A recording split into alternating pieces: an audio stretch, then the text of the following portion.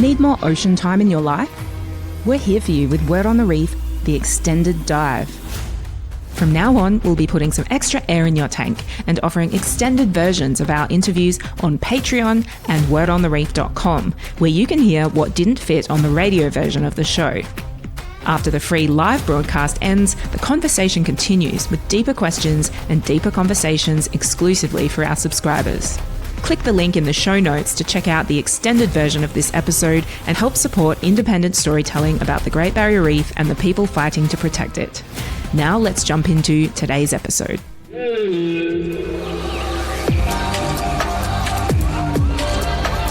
You're listening to Word on the Reef, diving into marine science on the Great Barrier Reef and beyond, with Tanya Murphy and Brett Goodban.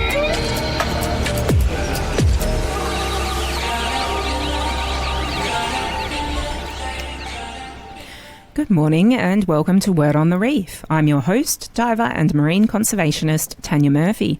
And with me, as always, is Cairns Aquarium's marine educator and fish whisperer, Brett Goodban.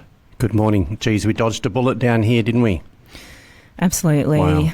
We'll talk about that cyclone in a minute. But first, Brett, I want you to imagine that you have eyes on your arms. Oh, okay. And if that's not crazy enough, you also have 20 arms. Oh, right. Okay. At least I could see things coming. From every direction. Every direction, yes. You also have venomous spines, hundreds of tiny sucker feet. Crikey. And you can eat up to half your body weight in coral polyps in a day by turning your stomach inside out and dissolving them with your stomach juices. Lovely. Nice. If you could just stop doing it in the studio, that'd be great. Yeah, I get in trouble walking down the street like that. But can you guess what you are? Oh, I know who that is. That's our crown-of-thorns sea star. Yes, you're the infamous crown-of-thorns starfish, or sea star, also known as COTS for short. They are a native animal in our oceans, but due to reasons that we'll explore in today's episode, their population has exploded. Millions of these spiny pests, which can be up to 2 feet in diameter, are munching their way through our reef. And to be honest, it's not great timing, considering our reef has also just experienced 6 mass bleaching events and is facing a bunch of other environmental threats at the same time. Those critters really are a thorn in our side. Oh. Joining us in the studio today to unpack the latest research on these spiny pests and what we can do to stop them is Professor Morgan Pratchett, marine conservation ecologist at James Cook University. Good morning, Dr. Pratchett, and welcome to Word on the Reef. Good morning. Thank you, Tanya and Brett. Very, very happy to be here. Sorry, I didn't turn your microphone on. Yeah, you're on now. Yes, great to have you on the show. Thanks for coming on. This is going to be a really cool chat today. But before we dive into these coral munching critters, we do need to take a moment to talk about what the communities in Cape York are going through right now. As you heard on the weather a moment ago, Cyclone Narelle has crossed the coast of Cape York near Cohen this morning as a Category 4, which is the second most severe category of cyclone. It was a 5 up until it hit the coast, with peak gusts up to 270 kilometres per hour, possible heavy rainfall and flash flooding. It is a remote area and there's about 400 people who could be impacted. We'll be waiting for more updates as the day unfolds. But for now, our thoughts are with everyone up there and hoping everyone is okay. Yep. Now, of course, here in the tropics, cyclones are a natural part of life. But thanks to climate change, they are becoming stronger and more destructive. The Coral Sea has just recorded its hottest summer on record, following 2025, which was its hottest year on record, and warmer seas and hotter air tend to fuel more powerful storms. To put that in perspective, in the past 20 years, we've had 15 severe cyclones, that's categories 3, 4 and 5, compared with only 8 severe cyclones in the 20 years before that. So the frequency of severe cyclones has effectively doubled. And if you overlay the tracks of all those cyclones, you can see that they have battered every corner of the reef. Yeah.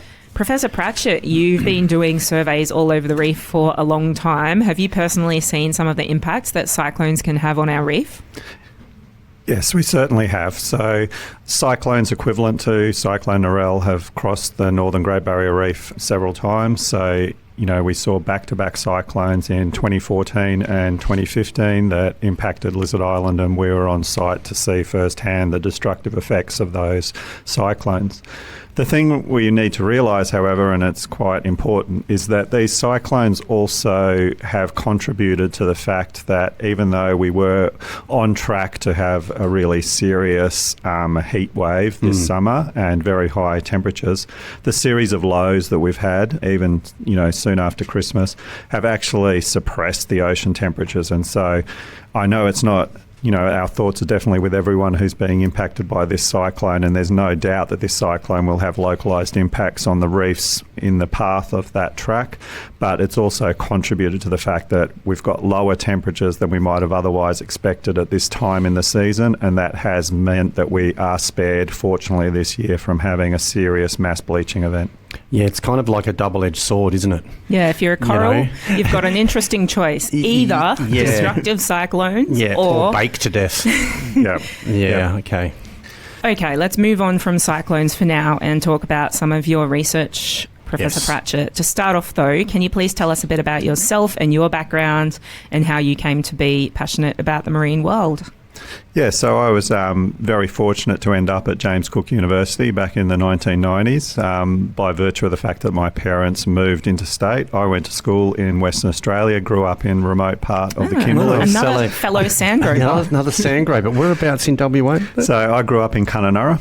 In the very far north. I did go to boarding school in Perth. And then while I was at boarding school, my parents moved to Mackay. So I looked to JCU when the time for university came. And at the time when I went to James Cook University, I was very much just interested in science. But, everyone was talking about coral reef ecology, and it was... Of course, fortunate to be on the doorstep of the Great Barrier Reef, and so I fell into step with that and haven't looked back. So I am a JCU graduate. I spent a couple of years overseas for a while in France mainly, but also in the UK and the United States studying coral reefs, and then came back and have been at James Cook University ever since. Wow, that's a resume. Well, you were already on the greatest reef in the world, so you can't really beat that. Yeah, that's right. Now, let's talk about the crown-of-thorns starfish. And by the way, they're not fish. No, you have no idea how many times I say this in one day. Like, I have to bite my tongue. Otherwise, Are they really called crown-of-thorns starfish, or are they crown-of-thorns sea stars? It depends where you're from, I think. Yes. So mostly if you take the sort of, American perspective, then you should be calling them sea stars. But we encounter that on a regular basis because it depends on where we publish our research as to what they require us to call them. But generally in sort of, in Australia, we tend to stick with the sort of English vernacular. And so starfish, in my mind, is the sort of, is fine. And that's what I will refer to them as probably throughout this conversation. I guess if you don't have a brain and a heart and blood, you sort of might not fall into the fish category. Isn't that right, Professor? Absolutely. Yeah, okay. So it's okay to call them a starfish then here I in believe Australia? so. Okay. And we've got to be a bit careful about calling them COTS as well. Okay. Because I got invited to talk at a forum about animals, and everyone else there was talking about cats. And I'm sure I got invited because they thought I also worked on cats. Yeah, kind of different. Oh, goodness. Right. Well, let's not do that. Community announcement, people. We're talking about COTS, not cats. The methods that we use on COTS might have a less high approval rating if they were used on cats, that's for sure. So about these crown-of-thorns starfish, when were these COTS outbreaks first detected on the Great Barrier Reef? Okay, so when we count outbreaks of crown-of-thorns, we tend to refer to the scientific record. So the first documented outbreak of crown-of-thorns was in the early 60s and was first noticed on reefs around Cairns. But there is evidence that there were major infestations recorded on the Great Barrier Reef as far back as the 1930s. Wow. And it's quite possible, because you have to realise that, there weren't a lot of people getting in the water and looking at the reef before that time, that crown-of-thorns outbreak might actually be a natural phenomenon that have had a major influence on the function and structure of the Great Barrier Reef and all other reefs throughout the Indo-Pacific. Having said that, there's a high likelihood that human disturbances, and especially overfishing and the introduction of nutrients, may have made the situation worse. And fundamentally, the reef is subject to so many disturbances that they can't withstand the usual sequence of disturbances that they might have been exposed to in the distant past. Right, okay. That's a good point. So even if there were COTS outbreaks in the distant past, the reef would have been in a healthier state to deal with those because it wasn't also dealing with bleaching and water pollution and things. So it makes sense why it's a bigger problem now. And it may be that the COTS outbreaks are bigger because of the things that humans are doing as well. How many outbreaks have there been since they sort of started scientifically recording them on the Great Barrier Reef? Yes, so since the first documented one in the 1960s, we've had 4 major waves of outbreaks, and we have recently detected the start of the 5th. So it was widely predicted that we were going to see a 5th major outbreak commence in around 2024, and we actually have documented the increase in abundance since around 2021. But we now have higher than what we call outbreak densities on many reefs between Cairns and Lizard Island, and also I've just got back from the Torres Strait, and the densities of crown-of-thorns at many reefs up there are also above those outbreak thresholds. So the whole far northern Great Barrier Reef is again being exposed to devastating size and density of these crown-of-thorn starfish. I've been on and around the Great Barrier Reef for 15 years, and it feels like there's never a gap between them. There's just sort of, do all the outbreaks just sort of run into each other, into one continuous thing? Yeah, it's important to realise that this sequence of outbreaks that we get travels down the Great Barrier Reef. So they start in the north, do they? They tend to start in the north. That we've had some interesting discussions of late about exactly where they start. We used to talk about this thing called the initiation box, which is the area of mid-shelf reefs between Cairns and Lizard Island, which is where a lot of the focus was in terms of understanding how or why we get these crown-of-thorns outbreaks. But in this recent event, we've been looking much further north, and we think that we probably have an issue where there's a lot of reefs in the vicinity from Lizard Island to Torres Strait, which are very poorly studied, and we found that we had elevated densities of very large starfish as far back as sort of 2019, 2020, which might have been the precursor to this latest outbreak. So it's sort of changing our thoughts on how these things start and what we need to do about it. So what constitutes an outbreak? Because we know that these animals are part of the ecosystem, and this is something I get at work a lot, is people go, oh, they fell out of a helicopter or they came in ballast water. So no, that's not true. They're part of it. So they're part of the ecosystem. So do we know what the controlled acceptable number is to have within an area and then constitute an outbreak? So outside of outbreaks, and I should continue on that, we get this cycle where there's usually a 15-year gap between outbreaks on any given reef. But like you have pointed out, that they start in the north and they end up in the south. So just before we see the start of the new one, they're sort of petering out in the south. And there's all waves. Yeah, it's a big wave. And there's all sorts of questions about whether there's certain areas which are behaving independently, like the Swains. But outside of an outbreak, most people don't even realise they're there because the densities are really low and they're really, really cryptic. So they're hard for anyone to see. So there was an assumption that outside of outbreaks, the densities were effectively nil. There were no starfish on the reef. But we've come up with a new method of surveying them, and we're consistently finding that outside of an outbreak, you've got about 3 starfish per hectare. Right, okay. And then when the density increases to around 15 starfish per hectare, that's when we consider that there's an outbreak. But you also get a fundamental change in their behaviour where they seem to be more visible and feeding a lot more during the day. And that's when they become really apparent to a lot of divers. Right, okay. The reef will just be seething with them, so to speak. I think the reefs that I've dived on, tourism reefs, have been very lucky in that they've had a lot of pest control done on them. So I actually haven't seen a seething amount of crown-of-thorns starfish, which goes to show that those areas are being tackled. But of course, in a reef that's nearly the size of Germany, there's going to be a lot out there.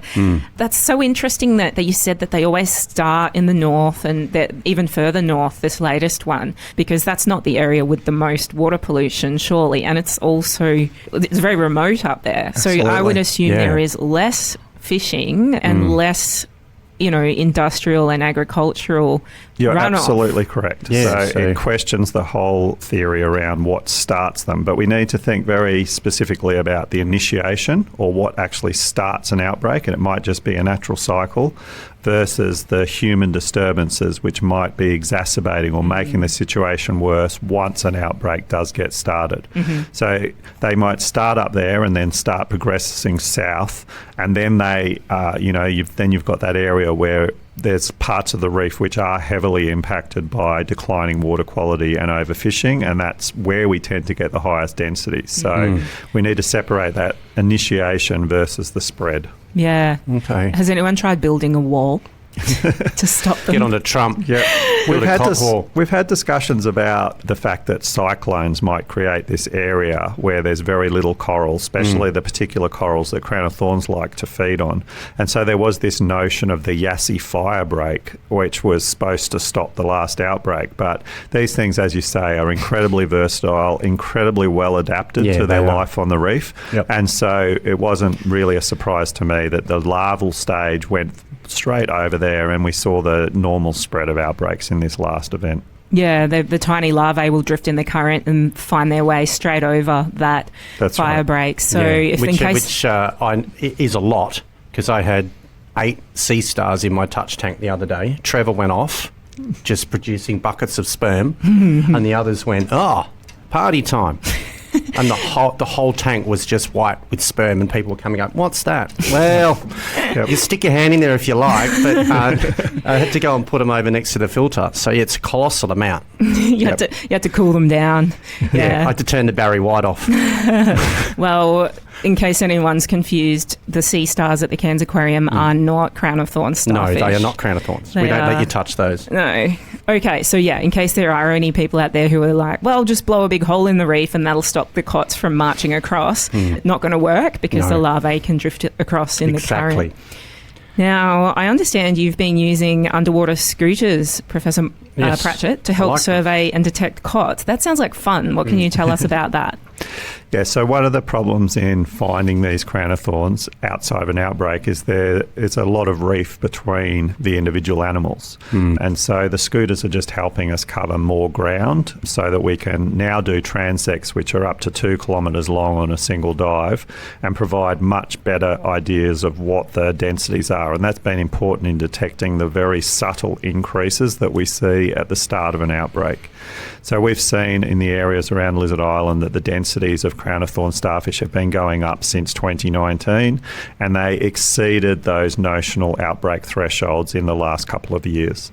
So we now have a method which lets us know that they're coming well before we get to those sort of devastating, unsustainable densities of crown-of-thorns. Yeah, well, that's good. So you sort of predicted this was coming as you saw the numbers starting to climb. You must have a really good eye, knowing that they are so cryptic and they hide, and you're trying to see whether there's more than 3 per hectare. Yeah. Gee, you must have your eye in after all the hours you've spent doing it. Well, actually, the impact of crown-of-thorns, the feeding scars they produce, are really, really conspicuous. So you get to an area of reef where you see all these really stark, bright white corals, which you can actually even see from the surface sometimes.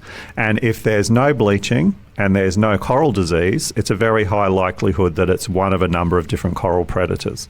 And so we then go down, look very carefully at those corals. We're looking for the little drupella or droop snails, which also will eat coral. And if there's none of those, we then sort of start thinking this has to be a crown-of-thorns. And then we look very intensively in the area of there and generally find the crown-of-thorns. Little COTS neighbourhood. And it's peeking out at you with its eyes on the end of its arms. Sitting around a table playing poker. So Brett sort of asked how many there are. I mean, you told us more than 3 per hectare is starting towards an outbreak. I mean, over the whole Great Barrier Reef in total, is there any estimate as to how many there might be? Yeah, it's very hard to get an estimate. I mean, the last time we tried to really put a number on the total population across the Great Barrier Reef, the numbers were between 7 and 15 million starfish. Now, for this current outbreak, we're nowhere near that. That's when you start to get the really high densities across a large range of reefs, mainly in the sort of central section of the Great Barrier Reef. But it does mean that, if we're talking about culling, where you've got to individually find and inject all the starfish, we've got our work cut out for us. Yeah, I have a bit of a beef with the old sea star crown-of-thorns back in the day. I've been stabbed by them and I got the bends from them. They're not my best mate. Actually, we do have crown-of-thorns at work, and we've got a big crown-of-thorns info wall. So if anyone wants to come in and say g'day, you can check them out. I give them a stink eye every time I walk past. Well, I remember you too.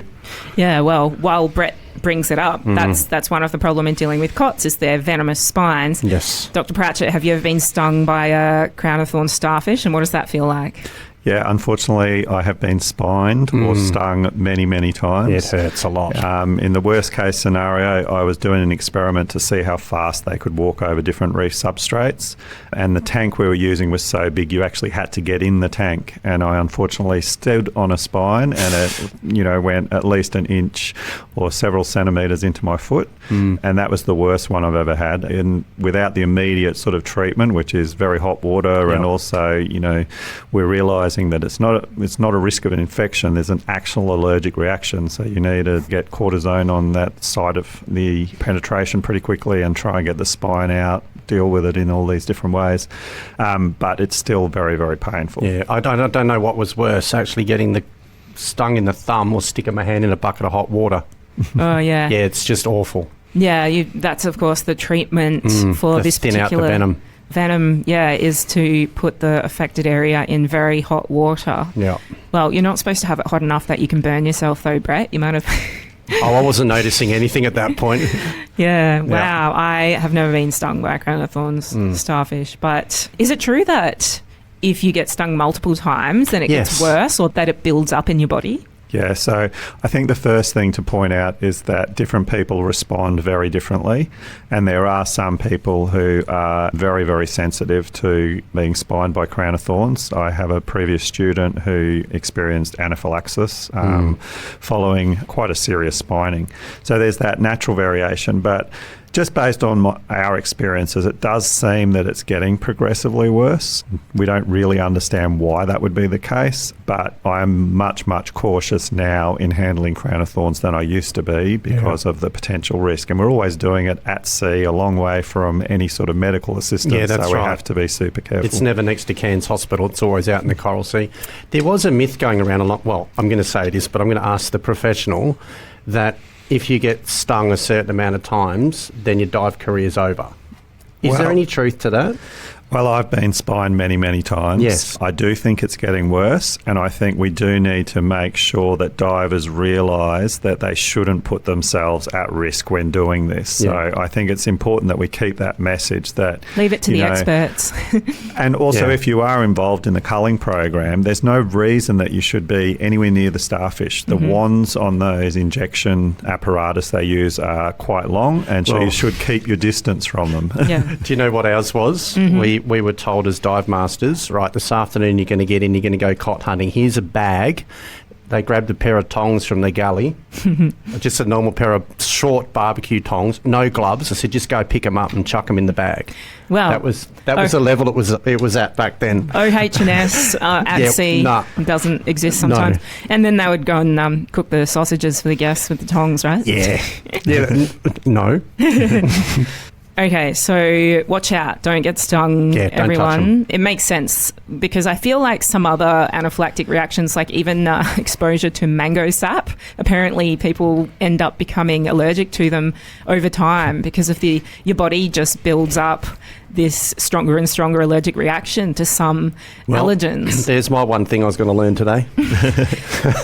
Yes, and that's all I know about mango sap. Right, mango sap. So what impact do COTS outbreaks have on the Great Barrier Reef? How serious of an impact can they have? How much of the reef can they consume or damage? Yeah, so the ecological impacts of crown-of-thorn starfish are directly related to both the size and also the local abundance or density of crown-of-thorn starfish. Now, we have had some unprecedented records of densities around the Pacific. So the highest densities recorded were in French Polynesia, where we had densities in the order of sort of like 1,500 per hectare. So that's sort of, 100 times higher than what we can consider the outbreak density to be. And it's pretty obvious that when you've got those sort of densities, they're having a devastating impact, because the coral cover in that particular location was around 40%. It went to less than 5% in 3 years. So they can have a very, very serious effect in areas where there's high densities. To put it into context, at the moment there is no denying that climate change is the biggest threat to the Great Barrier Reef, and these very large-scale mass bleaching events we've had cause devastating coral loss in many, many parts of the reef. But if we look at the sort of extended history, like we have good data for Lizard Island, I'd argue crown-of-thorns are still the biggest killer of corals on the Great Barrier Reef when you look at the history extending back sort of more than a decade.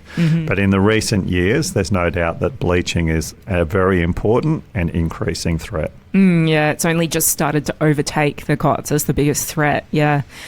Now, as we sort of touched on, the problem with controlling the crown-of-thorns starfish population is that they are really hard to kill. Can you explain to listeners why that is? Yeah, so the foremost issue is finding them. So you've got to swim around very, very large areas of reef looking for these crown-of-thorns. So there's a very big surveillance issue to know where you should actually get in the water to start culling them. And even when you get in the water, I would argue that even the best divers, the people with the most experience, are probably only going to find around half, probably much less, of the crown-of-thorns that actually exist in that area. And that's just because the inherent behaviour of these crown-of-thorns, is we've recently discovered, is they can often go and have a really, really big feed and then go and hide in the reef for 3 or 4 days before they start feeding again. And no one's going to find those crown-of-thorns. So it's just this fact that you've got to keep going back to the same sites over and over again before you can really seriously affect the local population. And then we've got to think about, what makes it really efficient and effective to cull these starfish. At the moment, we're individually culling them. So like I say, we've got our work cut out for us if we think we're going to, effectively find and cull millions of starfish in a short space of time. Yeah, the amount of people and boats and, dive tanks have a limited time on them, like you said.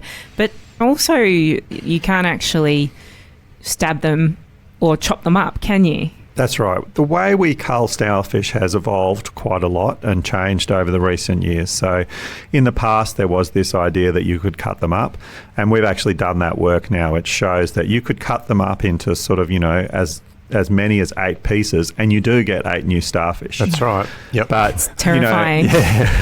So the thing is, you have to cut through the oral disc. So it's, we were doing it in a very rigorous, precise way.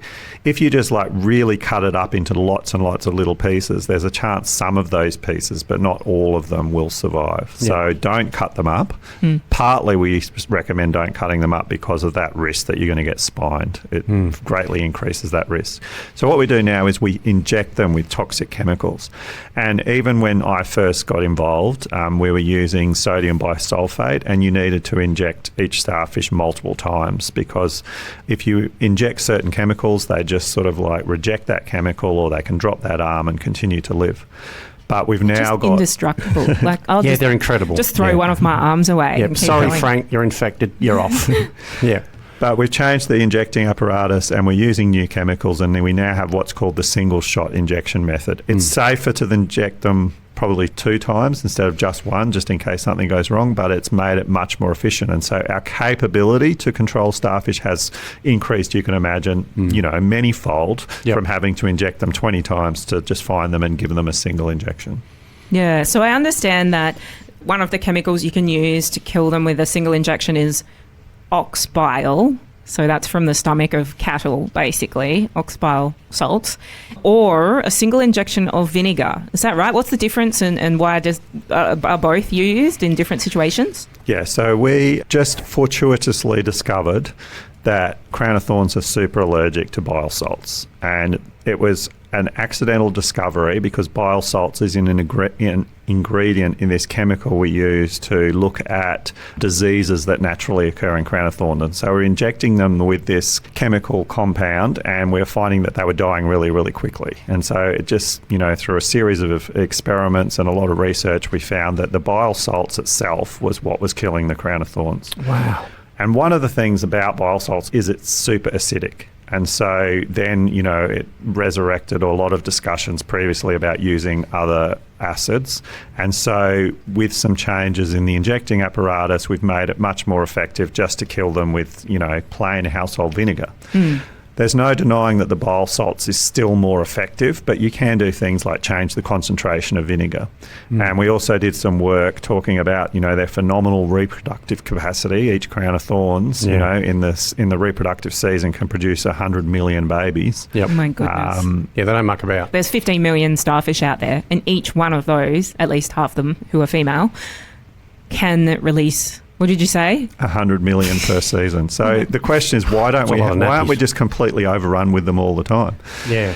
But the thing I was getting to with the chemicals is the bile salt seems to kill them faster still. We've still got a bit more work to do in that area, but that's why at the moment the recommendation is you use the bile salts, especially in the reproductive season, and then go back to using the vinegar outside of the reproductive season, just because that bile salt is just a little bit more efficient still. Yeah, so when you say reproductive system, you mean that if the starfish has been injected and it detects that it's going to die soon, does that actually trigger them to release their 100 million babies? Yeah, that's exactly what we found. So sometimes when they've been injected with vinegar, they survive anything up to 48 hours and they still have that last gasp sort of chance to reproduce. Fortunately, it was only the males that were responding like this. They're the ones who seem to be able to react really fast. So they were producing lots of sperm. But we know in the wild, just as you talked about in your tank experiment, the biggest cue for starfish to spawn is detecting other gametes in the water. So when one starfish spawns, the others in the area straight away go, oh, this is a cue for me to get my act together. They all go off. Yeah. Isn't that incredible, though, that something that doesn't have a brain goes, oh, that's it, vinegar's in me, I've got to have one last crack. And yeah. Well, there's one way of thinking about it that it doesn't have a brain, but in a way they have many, many brains. So potentially we're underestimating their capability and adaptation. Yeah, it's a nervous system, for sure. Yeah. Okay, so I understand, I mean, it says ox bile salts, so we're not able to get those from... Woolies. Our native grown cattle, where they come from overseas or something? Yes, we are absolutely able to get them. The issue is that, it's a very, very small market in the scheme of things. And so there's not currently abattoirs in Australia who will harvest the bile. And so we're mostly importing it at the moment from New Zealand. And that's fine. There is quite a substantial cost involved in making sure that it's refined appropriately. But there are issues with importing it, especially when there's concerns around mad cow disease and when there's bans on moving bovine products. Yep. But we could get it potentially from any other animal too. So we have been in discussions with a local abattoir for pigs because we could even get the bile from there. Now, I was researching online and I saw a video about the COTS bot, a COTS Terminator robot that was developed to help in the fight against COTS. But the video was quite old. Is that COTS bot still going? Is it still a thing? What can you tell us about it? Well, I'd argue that there's definitely a place for new technology in crown-of-thorns management, but probably the optimum use of the robots is to find the areas which are really severely affected by crown-of-thorns. Given the difficulty in actually finding a crown-of-thorns, let alone getting in amongst the coral and administering the injection, there's a lot of work still to do before a COTS bot will be able to outperform a diver in terms of the actual culling. So the AI isn't coming for our jobs just yet? Not in that sense, but I think that the appropriate use of that technology, and especially you mentioned the AI, the machine learning, the ability to detect the crown-of-thorns, I think we should be using robots to make our surveillance more efficient so that, you can utilise your divers better. We're not towing the divers around because their visual system isn't as good as a robot. But when it comes to actually killing them, their dexterity and their ability to find them in amongst the corals just still can't match what a robot can do. Yeah, it was a really cool video. The robot had like an arm that would come flinging out and stab the starfish, but only if it was lying out in plain view. It couldn't get underneath. It had to be sitting in the middle of a sand coral, bomby, perfect conditions, not tucked up underneath coral. Yeah. So with all of these humans and, scooters and robots zooming around, trying to detect and kill crown-of-thorns starfish, are there any possible risks to the reef associated with these types of interventions? There is a concern that if we're not doing it well enough, we might just perpetuate the problem. So we do know that there's a natural boom and bust cycle, and so these densities increase really, really fast, and then they eat a lot of their preferred coral, which is the branching acropora, and then they disappear just as fast as they've come. And so there's that collapse in the population, which we think is due to a combination of things related to starvation and disease. So by culling them to a lower level all the time, we could be actually perpetuating the outbreak. So that's why it's important, and everyone recognises this.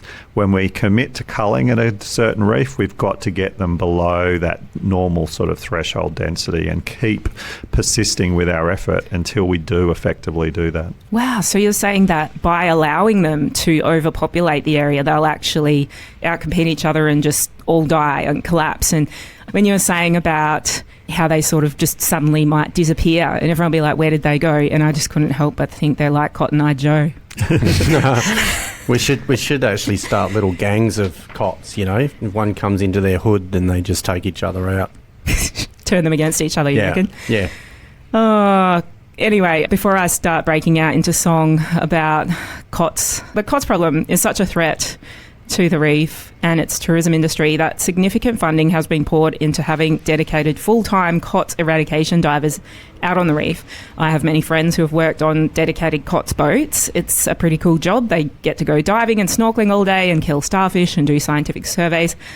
But how much effort in terms of staff, boats and funding is being put into this war on COTS? Yeah, it's a significant investment, and like I say, it requires persistent effort on the reefs where we decide to try and cull the crown-of-thorns starfish, and we are making headway. So in the past, the control efforts were really, like you talked about previously, very localised around tourism areas, where now with changes in the way we do it, embracing the new technologies, the new surveillance methods, we're actually starting to have an impact at the scale of the entire Great Barrier Reef, but I believe there's still some way to go. And we need to probably have an honest think about whether we're ever going to stop these outbreaks or whether the goal is just to suppress the density so that we can allow corals to survive and adapt to the other emerging threats like climate change. So there's a lot more work to do, as well as continuing to invest in the culling program. I'd argue that there's still a lot more research that needs to be done. They're probably one of the most heavily studied animals on the reef, but it is critical we understand this animal as best as possible in order to effectively manage them.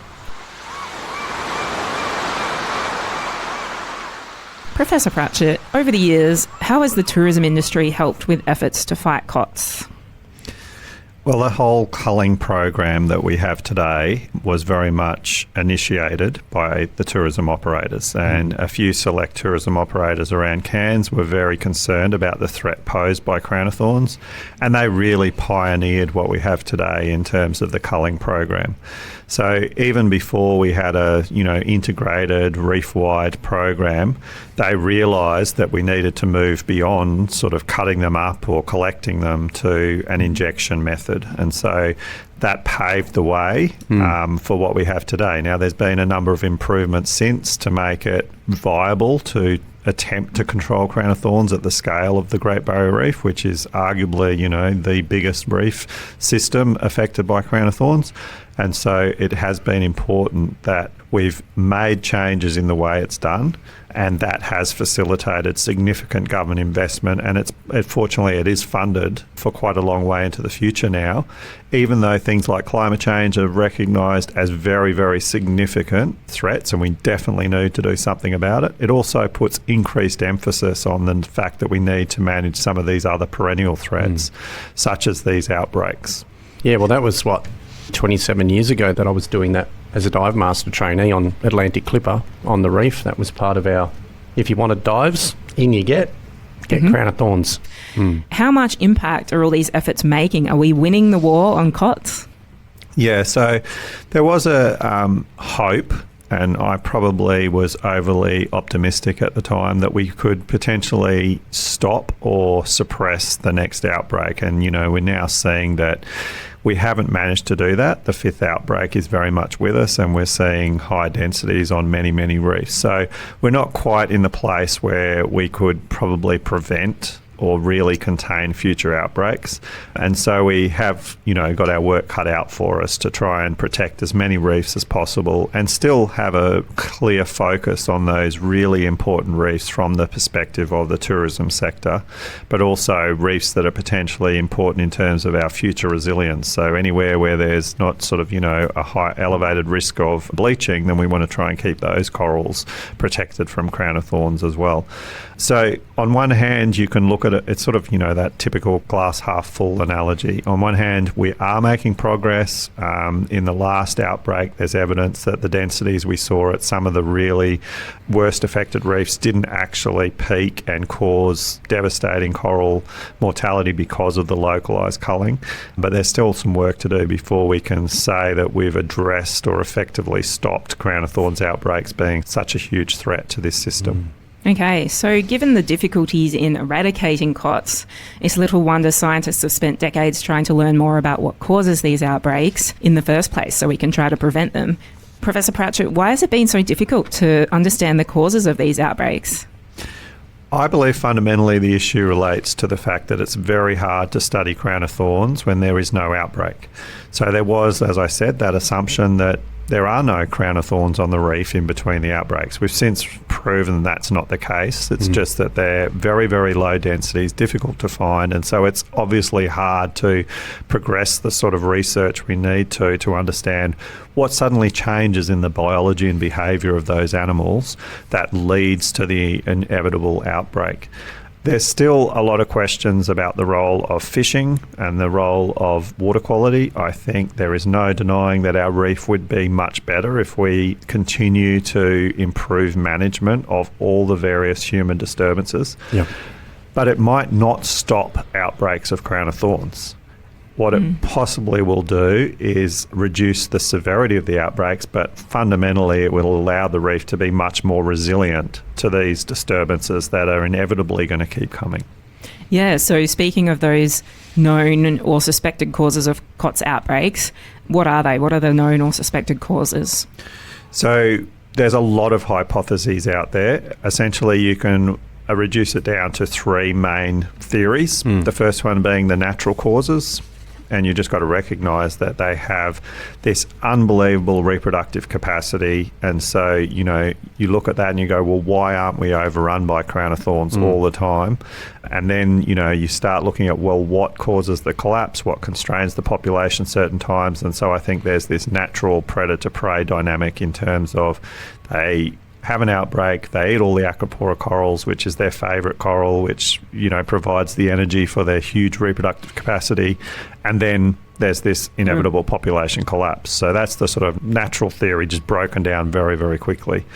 Then there's two other human disturbances which are believed to either cause, if not exacerbate the situation. The first one being overfishing. And so we've actually removed a lot of the key predators in certain parts of the reef. A lot of the focus early on was on the giant triton, but we've just done some research showing actually probably the most important predator, at least in the northern Great Barrier Reef, is spangled emperor. Oh, is that right? And is that a popular, because I don't fish or catch fish, is that a popular target for fishermen? It's not a major target fishery species, but it is taken in large volumes by the commercial sector, but probably the biggest take is from recreational fishermen. Wow.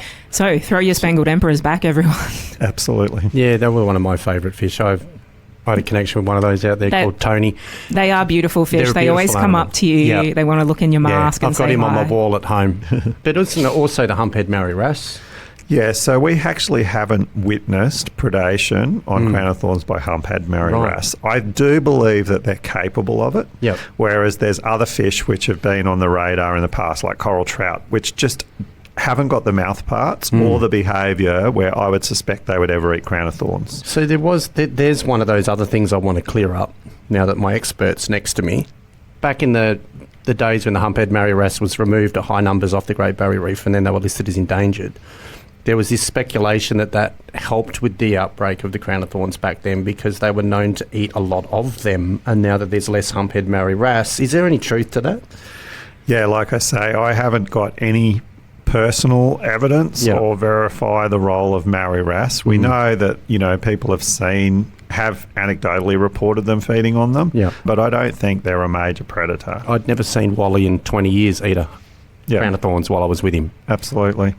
So the other one we're worried about is the inevitable decline in water quality on the Great Barrier Reef. And water quality poses many threats to the Great Barrier Reef and especially reef-building corals, and we absolutely will benefit from improving water quality.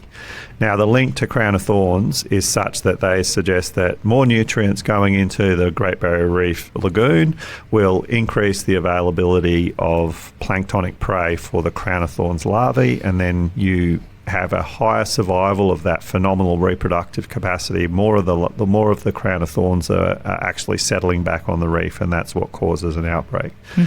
Now, we aren't really settled as a scientific community on which of those hypotheses is really true or not true.